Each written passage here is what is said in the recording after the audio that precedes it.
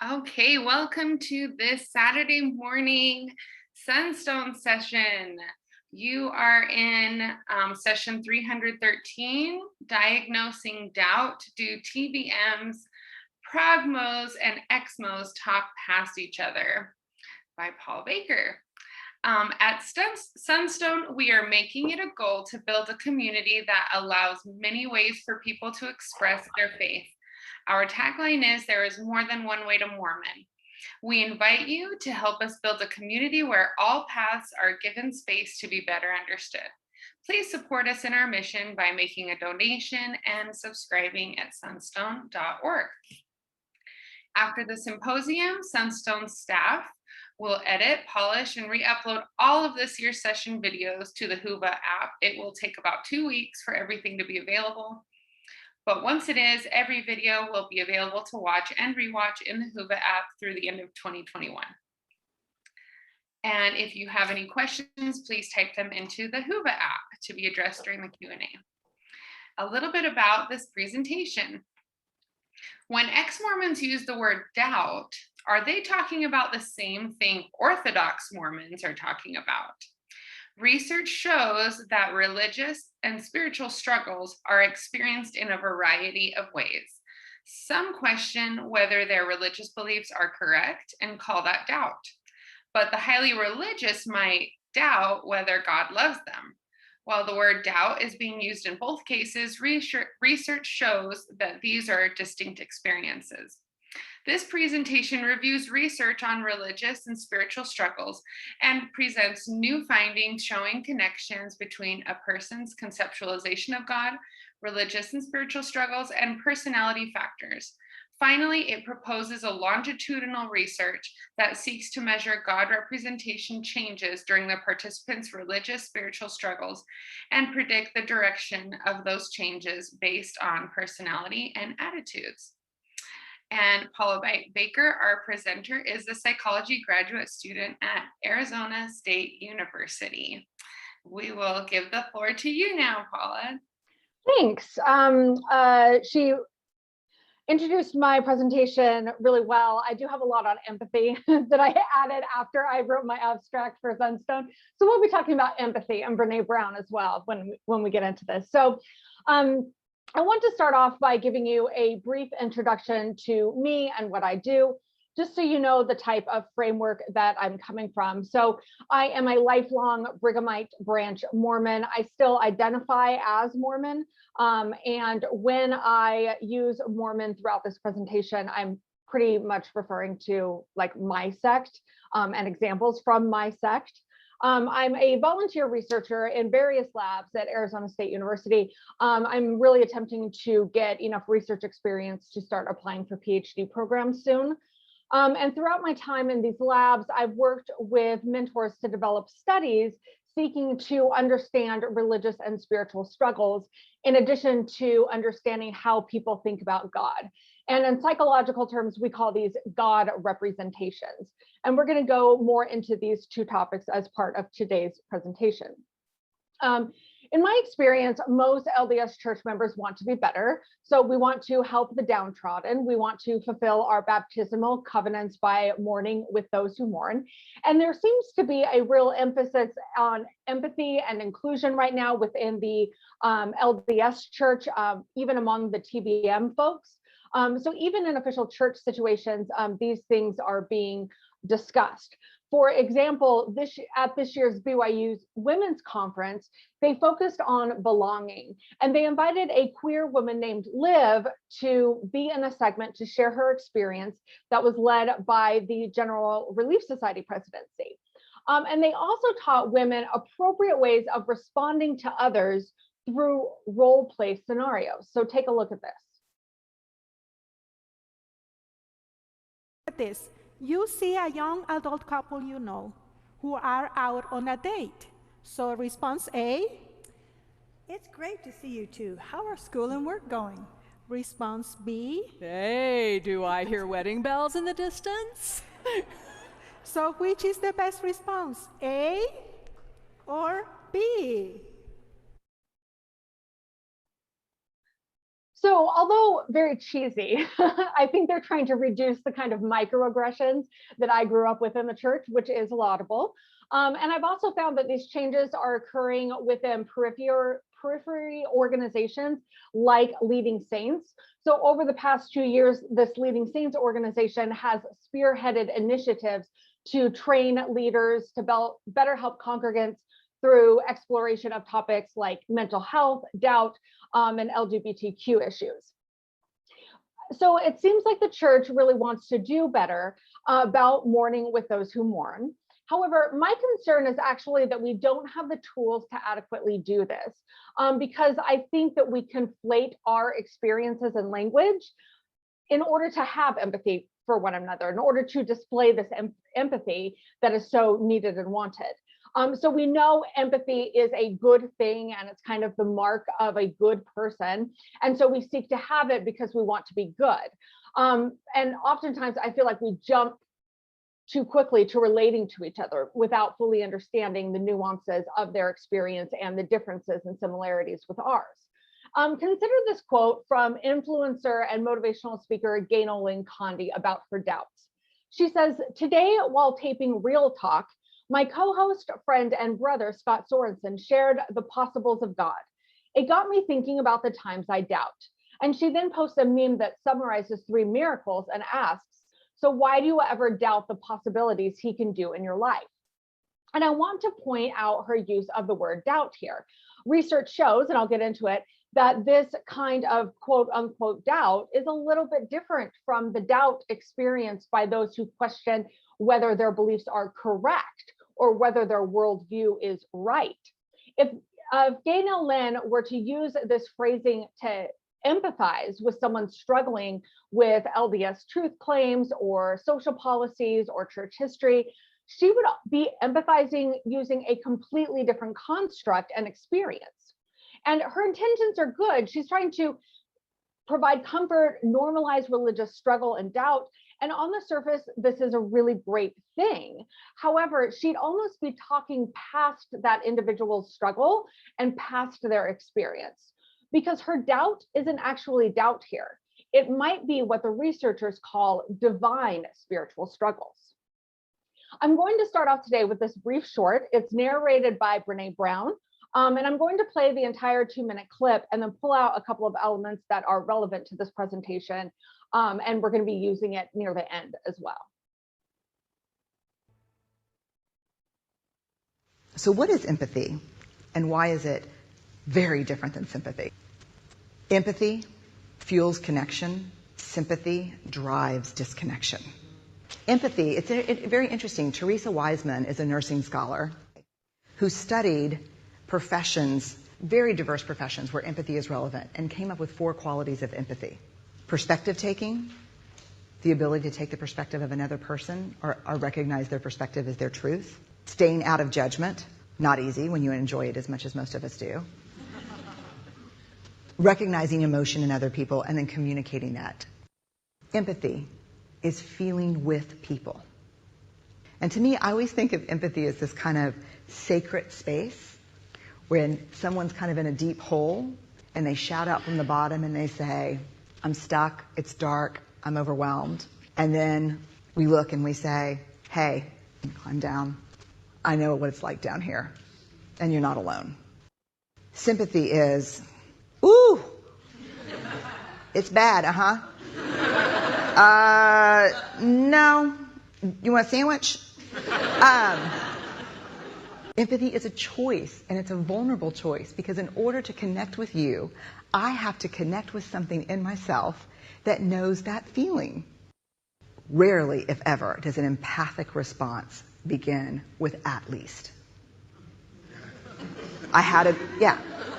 And we do it all the time, because you know what? Someone just shared something with us that's incredibly painful, and we're trying to silver lining it. I don't think that's a verb, but I'm using it as one.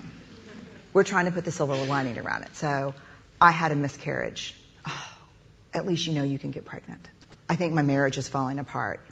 At least you have a marriage. John's getting kicked out of school. At least Sarah is an A student. But one of the things we do sometimes in the face of very difficult conversations is we try to make things better. If I share something with you that's very difficult, I'd rather you say, I don't even know what to say right now, I'm just so glad you told me. Because the truth is, rarely can a response make something better. What makes something better is connection. Okay, so how does this relate? Like I mentioned before, people want to do better. They want to be good people. They want members are starting to value empathy. And let's say Yanel Lankande was listening to me explain my religious doubts or my religious struggles, my experiences with doubt. And in this situation, I'm kind of like that fox in the foxhole. I'm stuck, I'm overwhelmed. And she, as the bear, finds something in her experience that's relatable to mine. So she crawls down into the hole, ready to provide comfort, ready to normalize by sharing her experience. And she's attempting to say, hey, I know what it's like down here, and you're not alone. However, if her experience is qualitatively different from mine, and if she doesn't understand that her doubt isn't actually the same, she might be crawling down into the wrong hole. She may think that she's face to face with a fox, but in reality, I'm in a different hole altogether. And in my experience of people crawling down into the wrong holes, I now have I have an additional problem to solve. So I have two choices. I can accept the comfort that I see her attempting to give me. She has good intentions. And so I'll listen to her empathy and say, you know, thank you. I really needed those words. Even all along, I know that she's not speaking to me and I'm not getting any comfort from it. Another thing that I could potentially do is call out, I could call out from my hole and bring her attention to the fact that she's actually in the wrong hole and I'm over here and my experience is different from hers. And I've often found that this response is met with some resistance and I become a real asshole. Because I'm not accepting her good intentions and I'm telling her that her gift isn't good enough. And I'm still not getting the connection that I need and the person's offended and, you know, it's just kind of an awful situation. So I think it's important to really understand the different holes that people can find themselves in, which to me are the different types of religious and spiritual struggles that people can experience. And if we have the language for these struggles and also language for the various ways that people think about God, we might be able to more accurately figure out which hole we need to start crawling down into. Without understanding and being aware of the possibilities, we might be more likely to crawl into the wrong hole. We might assume that everyone is a round peg or that all holes are round. And so really my goal for this presentation is to explain like what types of struggles there are in addition to talking about those various God representations. And what I'm trying to call attention to is the fact that there are many different shapes of God and there are many different kinds of holes that people find themselves into. And having the language to accurately describe our own experience or discern someone else's experience might help us minister to each other better. So that's a bit of background on why I think this information is important. Now I'll get into the actual subject matter. I do have a bit of preliminary research that I worked with my mentor in my lab last semester. And then I'll go into a brief, you know, what I want to do with these ideas. And then we're going to come back to empathy and Brene Brown at the end. So let's get into the subject matter. Essentially, research has found that religion, spirituality can be sources of comfort, strength, and well-being. However, at times people encounter religious and spiritual struggles, which occur when some aspect of religious or spiritual belief, practice, or experience becomes a focus of negative thoughts or emotions, concern, or conflict. And researchers are paying increasing attention to these struggles because their presence is often correlated with poor mental well-being and psychological distress. To expand the research, people are studying these struggles across various groups. So for example, a 2020 issue of Religions included research on spiritual but not religious people, HIV positive gay men, and sex offenders. Researchers have also explored various risk factors for these struggles and are attempting to find predictors of post-struggle growth. My research questions really lie at the intersection of these struggles and God representations. So like I said before, that's a fancy way of saying how people think about God. And I want to discover what impact these struggles might have on how a person thinks about God. And people view God in a variety of ways. How we view God impacts our behavior and well-being. So a person who believes in a more benevolent God is more likely to display helping behaviors. They have a higher self-esteem. Authoritarian God representations are associated with valuing power and being more aggressive. You can even see the impact of God representations in scripture. So take the parable of the talents, for example. The person giving out the money is likened to God, and the first two people took the money and they multiplied it. The first doubled his 5 and the second doubled his 2. But the third man received 1 talent and he buried it. And to explain his choice, he states, "I knew you were a hard man and I was afraid." In other words, I knew you were authoritarian God. I could not take the risk for fear of your displeasure. His thinking about who God is influenced his behavior. He could not take risks. He had to bury the talent, and he lived in fear, affecting his mental state. And it all was rooted in how he thought God was. Differing God representations can be held by the same individual. So someone can believe in an authoritarian God and also believe that God is somewhat benevolent. And what's more, in addition to measuring like more anthropomorphic or personal conceptualizations of God, God can also be measured in an abstract way. So do you believe in something like God being a cosmic force? People can have both personal anthropomorphic representations at the same time that they're holding some abstract beliefs. And really measuring both of these alongside each other gives a more accurate understanding of a person's God representation. In 2018, 2019, the Lambie scale was created, and this is a scale that actually measures both the personal and the abstract God representations alongside each other. And that's essentially what I'm going to review for you today, and we'll take a look at each of those elements. So the first one is authoritarian, and this is a God who is very punishing, wrathful. He's strict, stern, commanding. This God is correlated to fundamentalism, religious commitment, a view of God as a personal being, and political conservatism. A benevolent God is more forgiving, compassionate, gracious, merciful, and tolerant. Once again, this God is personal as well. It's also associated with religious commitment, and people with this representation tend to have a closer relationship to God. And the third one is limitless. And a way to think about this is vast, immense, infinite, boundless. This one is like a personal being and also kind of a cosmic force.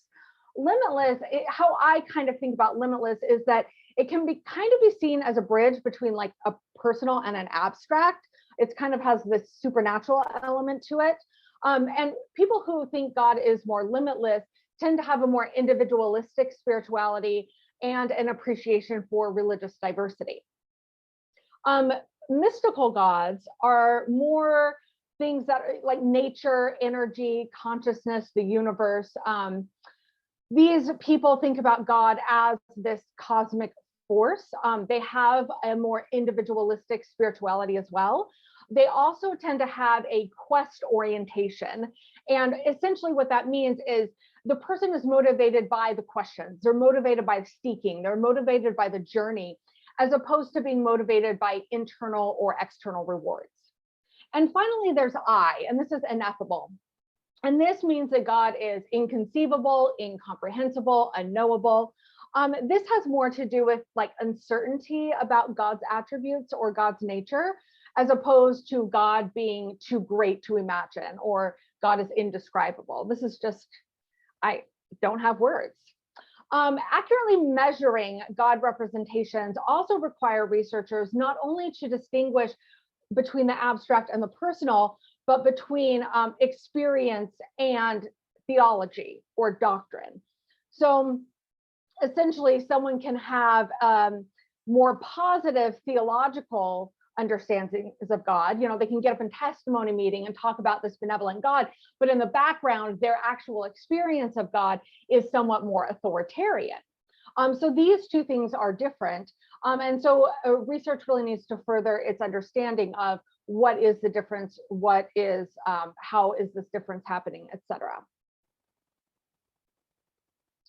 So I think there might be three potential factors that might predict the direction or type of God representation changes over time in the face of struggles. So if we have these struggles, basically, like I said, I want to know someone's having these religious spiritual struggles. They have this idea of God. As those struggles progress over the course of a year, let's say, does their understanding of God change in the face of those struggles? And I think that there might be some things that might predict how those changes occur. And the first one is religious commitment. So how religious is a person? This looks at something called belief salience. So are they using their beliefs to make decisions? Is it really embedded in their life? Are they having religious behaviors like going to church or reading religious texts? Are they involved in their religious community? And there is a scale for that. And I think religious commitment might play into changes to representation, and that there'll be less change. So if someone's religiously committed, essentially they're going through these struggles, but their understanding of God is going to consistently be reinforced throughout that struggle by their religious commitment. And so I don't really see a huge change in religiously committed people over the course of time. To their God representations in the midst of these struggles. The second potential factor is the need for meaning. So people differ in their desire for meaning. And this is essentially different than the presence of or search for. So I might have a very high need for meaning, but I might not have it. You know, I might have a high need for meaning, but that doesn't necessarily mean that I'm always searching for it. So there's a scale for this as well. Both theists and atheists search for meaning. Both of them report presence of meaning, but theists have a higher need for meaning than atheists. So this, I think, might predict changes to someone's worship of God, because if I have a need for meaning, I might be willing to change my God representation so that it no longer aligns to my religious community, but I'm still going to want some sort of higher power, because that higher power might imbue some meaning into my life. So if I have a high need for meaning, I might, you know, keep some sort of God. Whereas if I generally have a low need for meaning, I might just go in the direction of unbelief. And the third construct that I want to look at is self-transcendence. And Cloninger, the person who defined this term, defines self-transcendence as the thinking that everything conceived is essential, consequential parts of a unified whole. So in other words, it's really characterized by non-duality, spiritual union, etc. A lot of people feel that self-transcendence is kind of like a character trait, like extroverted and introverted. So some people are just more self-transcendent than the other. Self-transcendence, I think, might also predict a change in God representation, but not necessarily a change to unbelief. So once again, someone who's high in self-transcendence and low in their religious commitment might move into a more spiritual but not religious direction, while someone low in both self-transcendence and that need for meaning that I talked about before might actually move into unbelief. So as mentioned before, these struggles can lead to distress. And these struggles often accompany these stressful life events like serious illness or loss, major transitions like going to college. But religiosity has been found not to have a buffering effect. So these struggles can occur regardless of one's religious commitment or religious level. And while religiosity can attenuate like the negative effects of these struggles, so say you're religious and you have these struggles, you might have less severe outcomes, I guess. just the mere presence of these struggles kind of means that you might have a harder time adjusting to transition. So let's say I'm going to college and it kind of dusted up some spiritual religious stuff. I might have a hard time adjusting to college because not only do I need to adjust to college, I also have this additional problem of these struggles. And finally, it's important to note that these struggles can also be seen in the lives of spiritual but not religious people, atheists, agnostics. These struggles aren't limited to those who leave a religion as a result of faith crises or those within a religious group, but the type of struggle may differ. So first I'll go over kind of what the struggles are. So the first kind of struggle that has been identified is a divine struggle, which is, I got God issues. So I'm angry at God. I'm questioning God's love. I felt that God let me down. There's also struggles related to demonic forces. So these people report that they've been tormented by evil spirits. They felt as though Satan was trying to turn them from God. There's also interpersonal struggles. These are the people who, people with people problems. They felt hurt, mistreated, rejected, judged by religious or spiritual people. These are the folks who are more angry at organized religion. There's also moral struggles, and I kind of categorize these as sin. So people who are struggling with not living up to the moral standards that they have set for themselves or that their religious community sets. They're worried about their actions and whether they're morally or spiritually wrong. There are also the doubters. These are the people who question. So they feel confused about their beliefs. They tend to worry about whether their beliefs, religious beliefs or spiritual beliefs are correct. So they're kind of questioning accuracy there.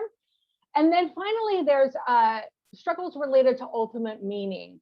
And it's exactly kind of what it says. It's, I'm concerned. I don't feel like my life has a deeper meaning. I'm concerned about whether there's an ultimate purpose to life or existence. Most of the research on these struggles has been done on religious folks. However, these are experienced by people across the belief spectrum, regardless of theism or religiosity. Emerging research has really started to focus on the different types of struggles and what that might say. A good example of how a specific struggle might manifest is like as someone's religious belief salience increases, they might have more moral struggles, but less doubts. So that's just an example of how the different subscales can be used. All right, so now we're going to put both of these together, religious struggles and God representations. What we do know is that certain God representations are associated with the presence of these struggles. So Exline and her colleagues at Case Western Reserve found that cruel God representations have this positive relationship with anger towards God and self-disapproval. While if someone believes in a more distant God, they're more likely to doubt. And essentially, certain God representations can predict certain struggles. We know that based on the research. But what, like I said, I really want to discover is, do the struggles, can they predict God representation changes? Some work has been done on this by Daryl Van Tongeren at Hope College. I'm kind of building on his work. And if these changes do happen, what factors influence the direction of that change? So for this first little study that we did, like I said, just preliminary results, simple correlational study. I need to do more robust data analysis before school starts again, but we essentially surveyed undergraduate students just to kind of get some baseline data. And we had around 265. The students were given extra credit in their psychology classes to participate for us. And it was done via a Qualtrics survey in which the study measures that I kind of went over before were presented in a random order. And here are my hypotheses for the first study. I won't go over them. I'm going to go over them in my little results here. So I'm going to look over the results. I will explain this table. It looks cluttered and terrible, but I'll walk you through. Essentially, what these little stars mean is that a relationship is significant. And how I really look at a significant relationship is like this. Like, your relationship with your spouse is significant. Like the influence that you have on each other, the connection that you have is very intimate. So if they make a change in their life, it's going to have an immediate impact on your life because that's significant. However, if like the Target cashier that you see once a week while she's making her coffee or whatever, makes a change to her life, it may have an impact because you kind of interact with her a little bit, but it's more due to chance than actual, like, I don't want to use the word design, that's the wrong word, than an actual relationship that's actually significant and whole and intimate or whatever. So essentially these stars mean that there's a significant relationship. These two variables are married essentially. So the results were actually very, very mixed for this response. None of the hypotheses that I had bore out exactly as I had predicted, but I did think that there were some interesting findings. So first, religious commitment was significantly correlated to moral struggles or struggles with sin and struggles with demonic struggles. So I thought this was interesting because I predicted that it would also be correlated to divine struggles. But instead of divine struggles, meaning showed up as having that significant relationship. And it really kind of got me thinking because theists, people who believe in God, tend to have more need for meaning than atheists. But I was surprised that they'd actually struggle with meaning issues. Like coming from Mormonism, I assumed that meaning was like already present and accounted for in the plan of salvation. So I never needed to struggle with meaning because it was just like imposed on me. But you know, that's kind of how researcher bias kind of plays into the questions and what we predict, you know. And both need for meaning and, sorry, there's the meaning arrow. Both the need for meaning and that self-transcendent, like spiritual thing, were actually positively correlated to all of the different types of struggles. And this was something I did not predict. I just assumed that need for meaning would be a couple of these and self-transcendence would be a couple of these. But across the board, these two constructs are significant for each type of struggle.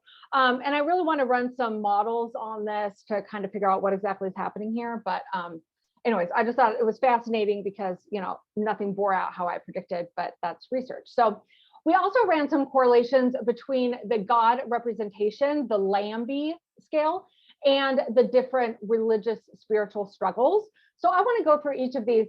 First, I'll talk about authoritarian. So what was really interesting to me is that authoritarian wasn't significantly correlated with moral struggles. So believing in this stern God doesn't significantly correspond to like worrying over sin. Once again, I thought that, you know, if you're worried about upholding moral principles, maybe you worry about it because God is the stern person. However, belief in a benevolent God does have this significant correlation to moral struggles, as does a belief in a limited God. Okay, so divine and demonic. Also interesting to know is authoritarian and benevolent have significant correlations to both divine and demonic struggles. And actually, limitless does as well with this demonic up here. Mystical and ineffable orientations, these more abstract representations, are not associated with these demonic divine struggles. And so I'm thinking the abstract nature here might play a role. An authoritarian God, a benevolent God, I mean, these are like gods that are loving, gods that are stern.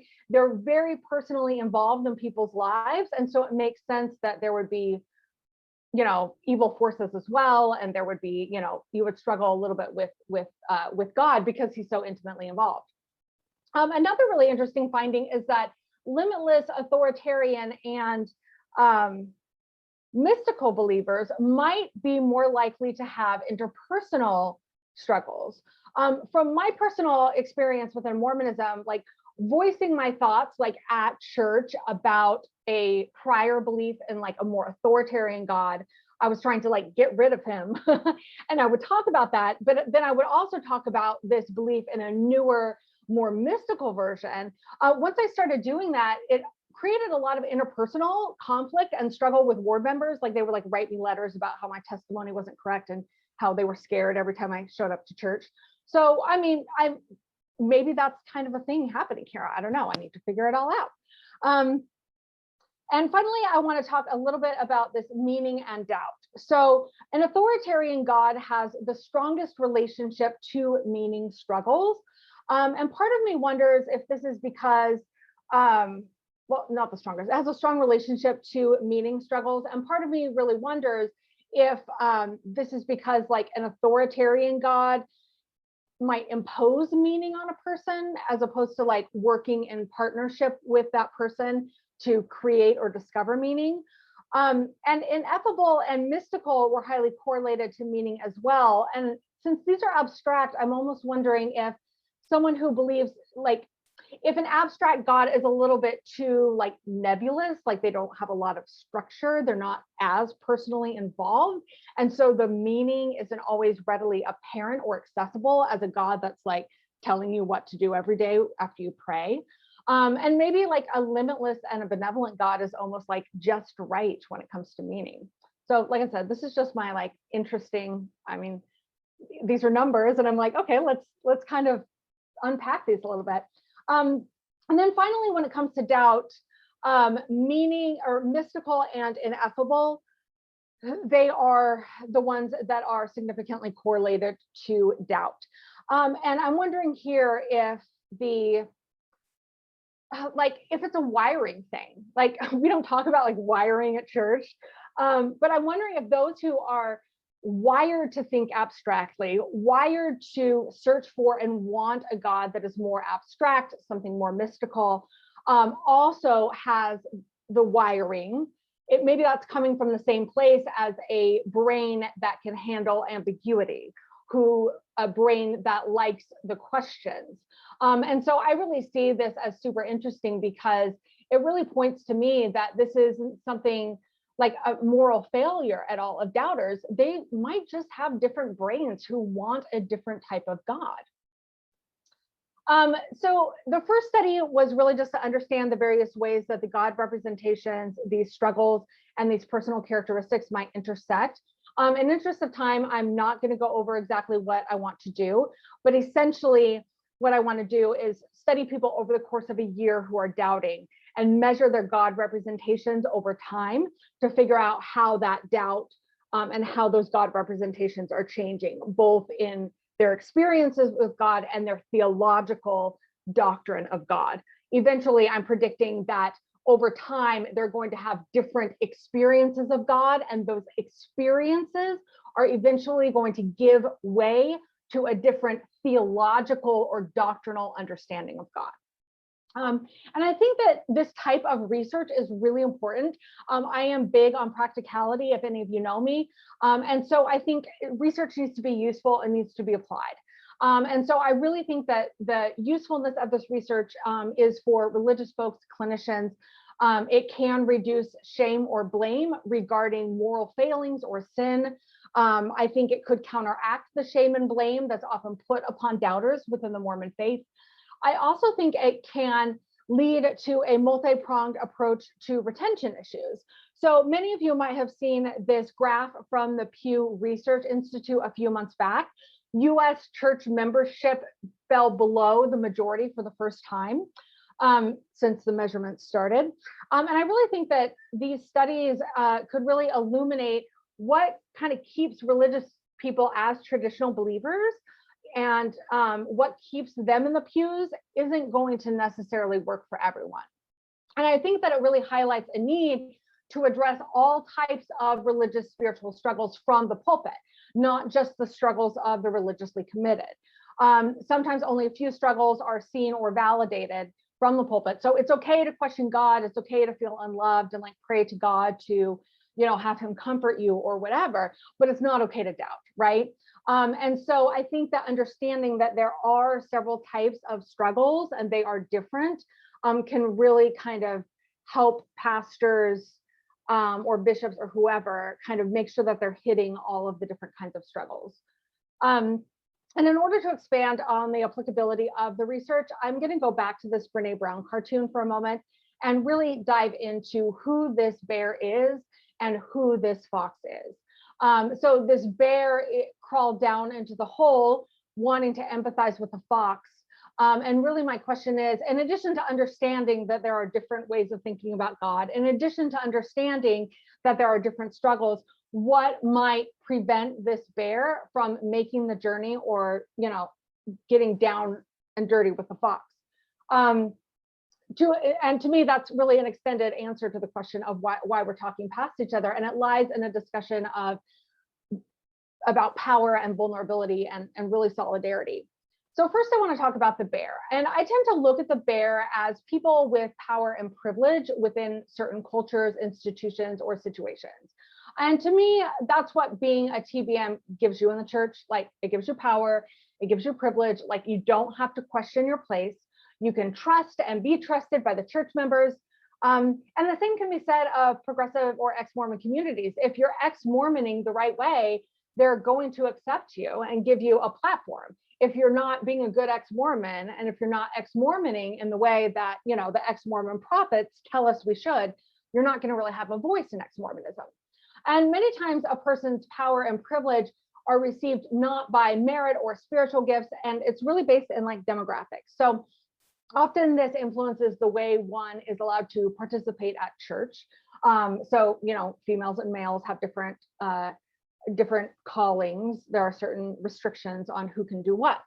A person can have power and privilege based on their behavior as well. So if I'm going to church, I might not be checking all the right boxes, but if I'm behaving in a right way, I might be able to have some sort of power. So if I'm sticking to cultural norms, if I'm giving appropriate answers in Sunday school, do I have the right tone? Am I willing to look people in the eye or give handshakes? And the people who adhere to these norms are generally more able to receive some sort of power in the community. And also, I want to bring up the idea of ideology. So if people have an ideology or a way of thinking that aligns to, you know, Mormonism's covenant path, they're essentially going to be afforded more power. So a good example of this, I think, is Emily Bell Freeman. She's another like influencer author type within TBM Mormonism. And alongside Dave Butler, she hosts this Don't Miss This every week. They get hundreds of thousands of views every week. And in one of her videos, she stated the following. I had a conversation with someone a couple months ago where they were like, do you hate that you are a woman in your faith because you are held back by waiting for a man to call you into serving? And I was like, I actually have never thought that before until you just said that to me. I don't generally wait for a man to call me to do something. The Spirit talks to me on a daily basis. The Lord gives me ideas. I feel creativity flowing all the time. And when I feel moved upon to act, Okay. So other characteristics aside, I think this is a really good example of privilege. She's able to do what she wants to do. So she's able to use the Spirit, use her creativity, not feel like she needs to go to a man for permission.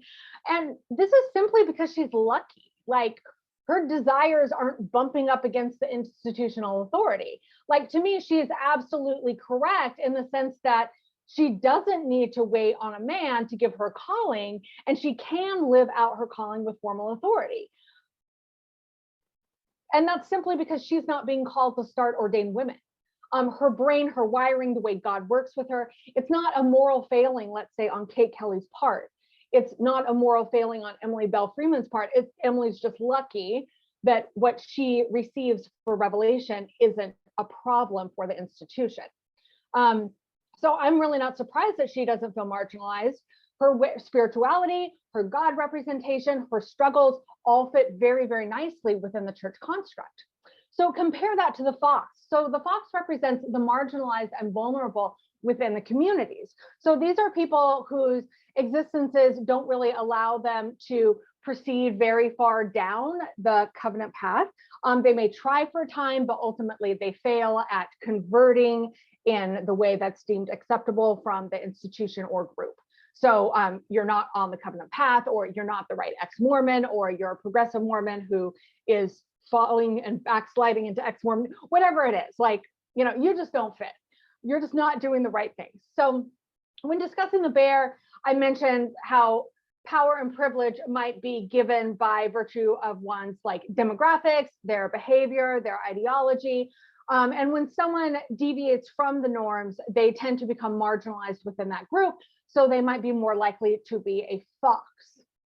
And when it comes to this point, I think it's important to discuss people's intersections. So I have a lot of power, privilege and power within Mormonism. Like, I'm white, cisgender, heterosexual. I am of pioneer stock. I'm middle class. I'm educated. In mainstream Mormonism, the only surface level thing that marginalizes me when it comes to my demographics is the fact that I'm divorced, I'm childlessness, I don't have children, and I'm a woman. So, I mean, that's no big deal. And the church has started to welcome people like me who kind of don't check all the demographic boxes, like Sherry Dew or Sharon Eubank. So these women aren't married, they don't have children, but yet they can rise in the ranks. And there are a lot of rank and file members who are like me as well, who they kind of fit a little bit better in the church, and they thrive. And I think really it's due to that ideology factor. So my friends and family receive callings in their ward, not necessarily because of their status, but because of their faithfulness. Like, their ideology lines up with the churches, and that essentially makes them a safe person to call as Relief Society president or whatever. But my demographics and my ideology kind of intersect together to create this, you know, situation where no one's going to call me to be Relief Society president. Add to that my behavior. I have a tendency to speak up at church. 2 weeks ago, I gave a sermon in Relief Society that was 12 minutes that basically like called everyone to repentance. So like, they're not going to call me, and it's not any one of those things that's the problem. It's the combination of everything. And I don't say this like start an oppression Olympics or anything where we talk about like who's most harmed by the church. I just kind of want to illustrate that it's not just one thing that's creating the fox. It's a multitude of things. So what are the factors that we might need to take into consideration when we're looking at, are we a bear or are we a fox?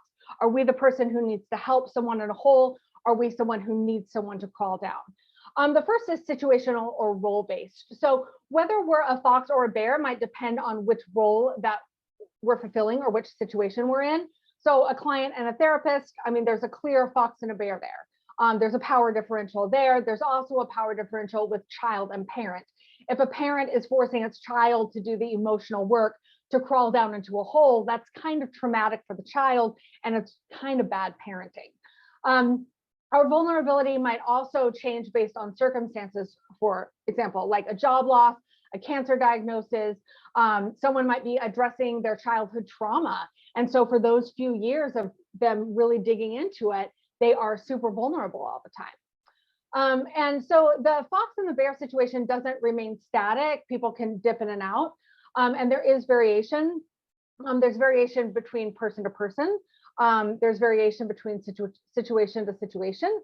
And so we really kind of need to look at the context and the person and kind of use that discernment to figure out who needs what and who am I, and do I have power here that I can give up to become empathetic.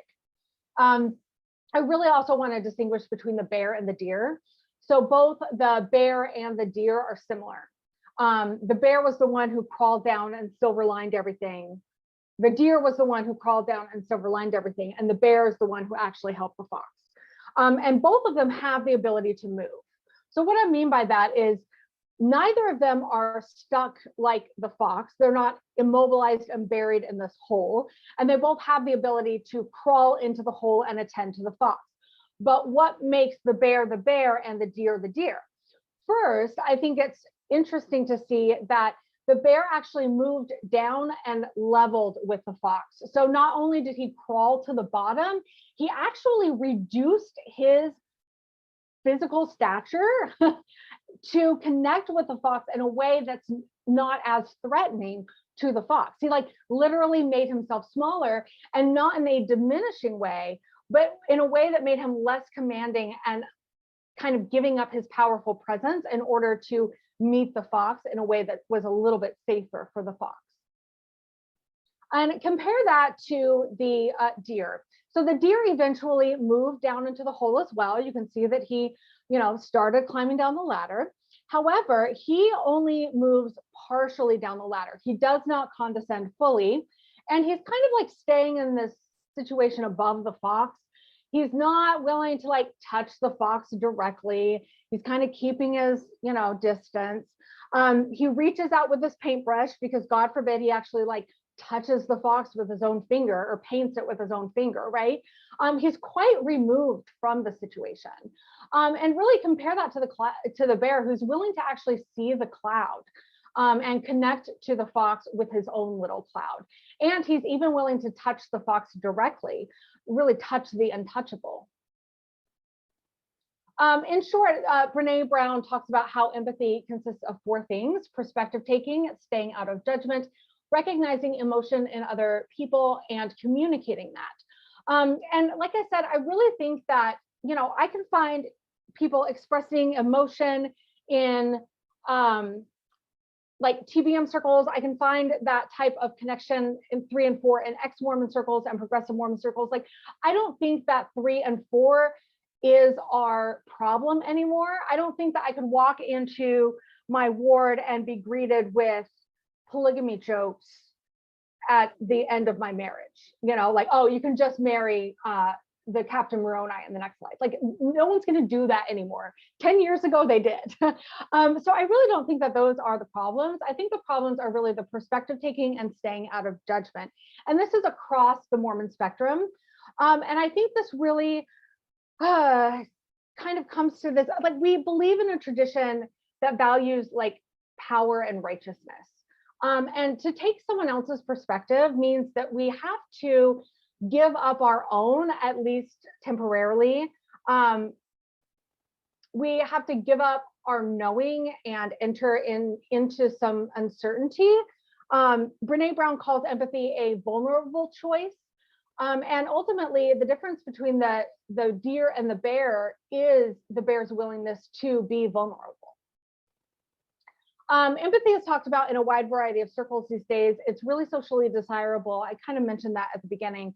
And so because it's so trendy, because it's so easily Instagrammable, I guess, or like made into a cute little like slideshow on Instagram, I feel like I see this phenomenon of a deer kind of parading around wearing bear masks. So to me, it's kind of like the fake entrepreneurs who like rent a fancy car for a day and then pose in front of it to post on the social media when they never really earned the car.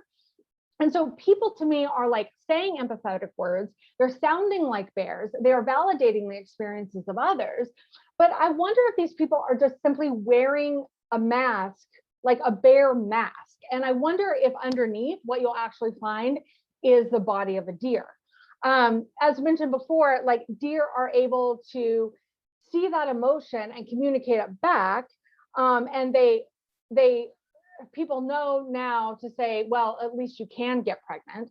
And so their words are sounding more bearish at church. So the words are, they would say, I'm sorry this happened to you, and not, you can raise your kids in the next life.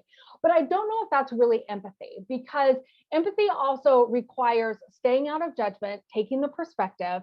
It requires more than just seeing emotion and validating it. It requires vulnerability. Vulnerability is risky. You kind of have to give up a little bit of your power and your certainty in order to actually have true empathy. And I really want to give an example from my own life where I was actually a deer wearing a mask. So I think that there are people who put on the mask and intentionally and knowingly like deceive others, right?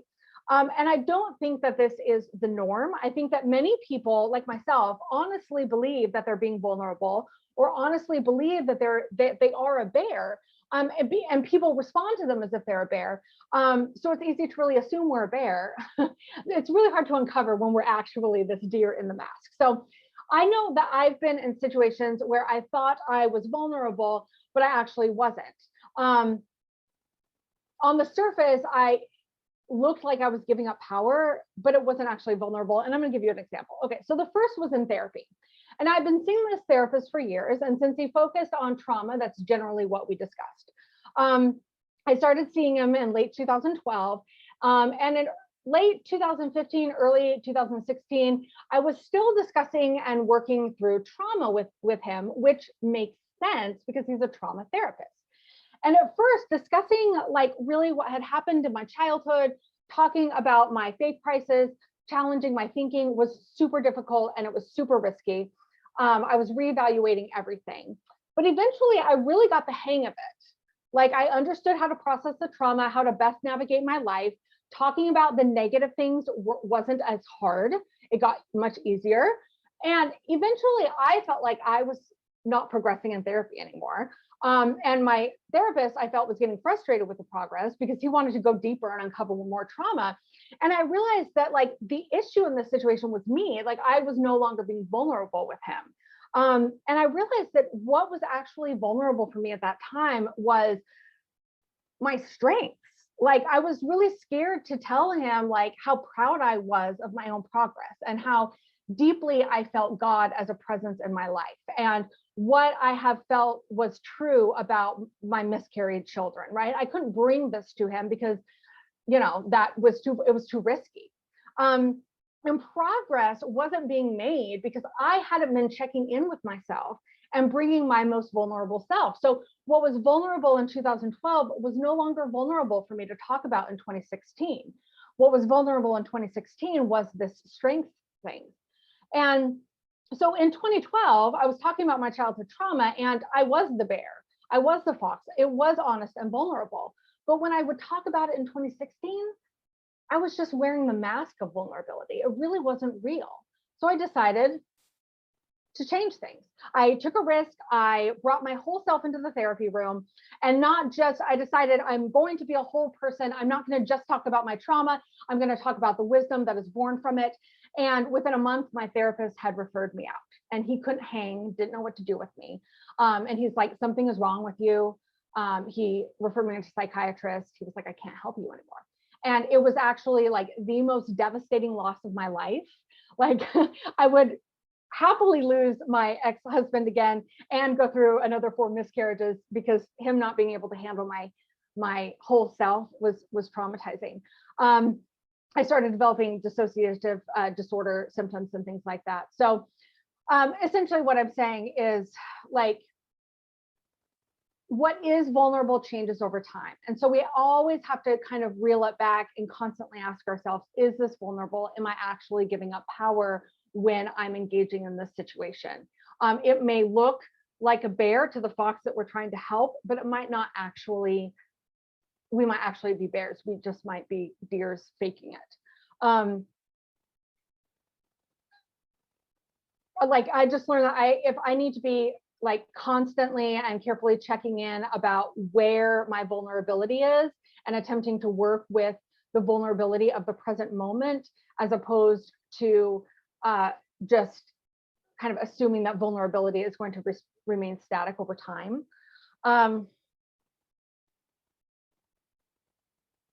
I have a whole thing on John Dehlin, but I won't go into it. Okay, I'll just do my conclusion. So essentially, the whole point of this is, to recap, there are many ways of viewing God. There are various religious and spiritual struggles, and knowing that information, knowing the Lambie letters, knowing the different struggles can help us find the correct foxhole.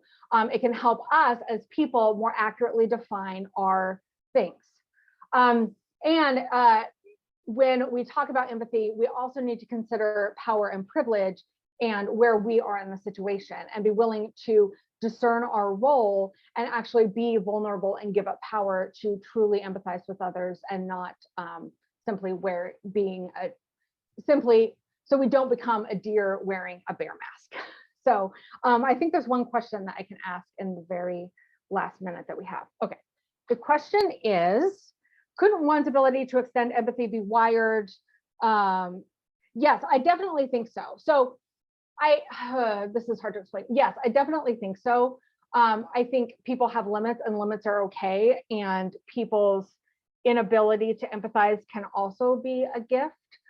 In my temple work trauma presentation on Thursday, I relayed an instance with my dad where his limitations resulted in kind of an abusive dust up situation. And his limitations are something that I could actually use for my growth and see him better as he was.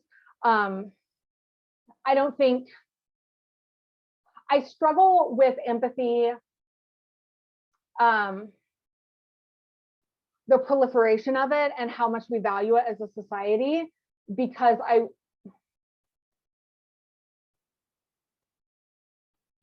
think it's almost being co-opted, and I think that we judge others who can't have it. It's like when we talk about trauma all the time, and there are people who aren't just they're not gonna work through their stuff. Like my parents are gonna die, and they're gonna die with the trauma that they have, and they're not gonna work through it. And my job is not to judge them for that. My job is to figure out how I can do my work to better love them. So yeah, I definitely think it's a wiring thing. And I'm okay with it. I think that we can develop and we can progress and we can change, but I also think that there's some default settings that are okay to kind of lean into and bring into the world as gifts, even if they're not seen as gifts. Okay, so that is, okay, sorry. That's the only question. If you do have other questions, feel free to put them on the app. I will answer them. And someone mentioned my sermon that I gave in Relief Society, and I'll provide a link to that in the comments as well, so that if you want to watch it, it was really good. I'm very proud. Okay. Thank you so much, Paula. That was amazing. Thanks. Bye, everyone. Have a good Sunstone.